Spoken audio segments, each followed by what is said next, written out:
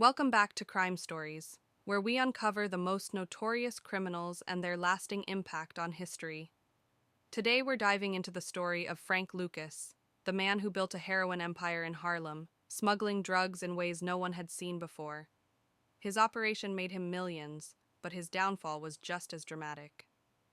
If you enjoy deep dives into crime stories like this, don't forget to subscribe to our YouTube channel for more.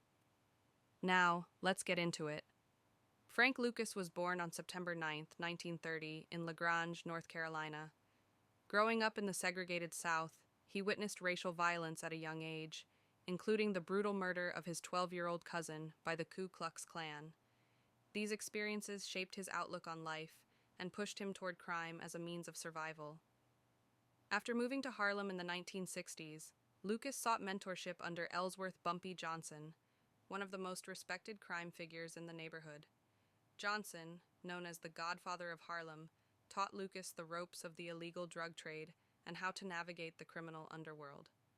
When Bumpy Johnson died in 1968, Lucas saw an opportunity to rise to power, but he knew he had to do things differently to truly dominate. Unlike his competitors, Lucas refused to rely on the Italian mafia for heroin distribution. Instead, he took a bold and unprecedented step, going straight to the source. Through military connections in Southeast Asia, he was able to establish a direct line to heroin producers in the infamous Golden Triangle, cutting out the middlemen and maximizing his profits. The key to his success? Blue magic. Lucas branded his product, ensuring that it was purer and more potent than anything else on the market. His heroin was nearly 98% pure, while competitors often sold drugs diluted with other substances. The result? Addicts in New York and beyond flocked to his product. He undercut the competition while making millions of dollars a day. Lucas's smuggling method became legendary. According to his own accounts, he used the coffins of dead U.S. soldiers returning from Vietnam to hide packets of heroin, though some historians debate the full extent of this operation. Regardless, he had a well-oiled network of traffickers, corrupt officials, and street enforcers who kept the business running smoothly.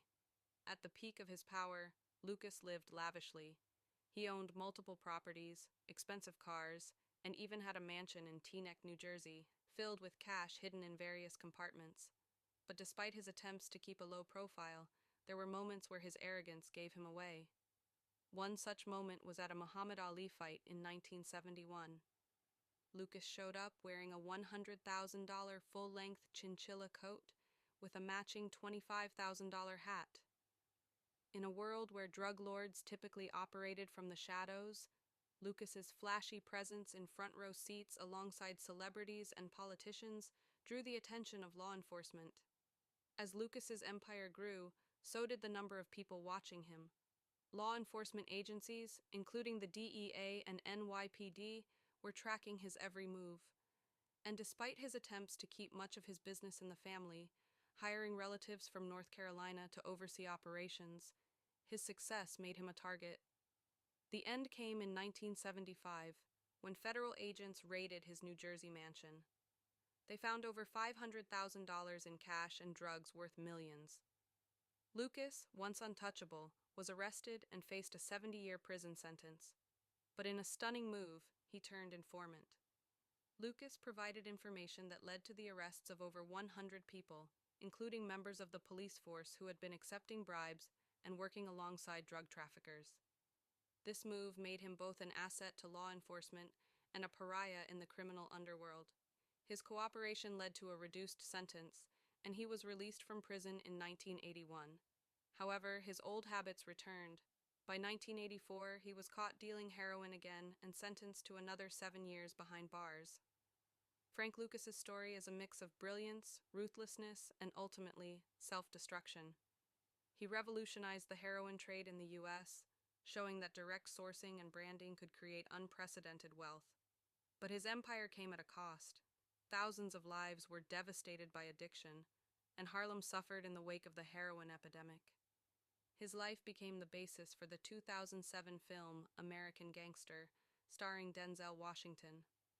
While the film dramatized certain events, it captured the essence of a man who rose from poverty to the highest ranks of crime, only to watch it all collapse. Frank Lucas passed away in 2019 at the age of 88. While he spent his later years claiming to be a reformed man, the legacy of his empire remains controversial.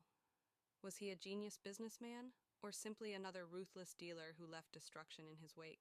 Episode. Make sure to subscribe for more true crime cases. Hit that like button, share this video, and turn on notifications so you never miss an episode. Until next time, stay curious, stay safe, and keep questioning.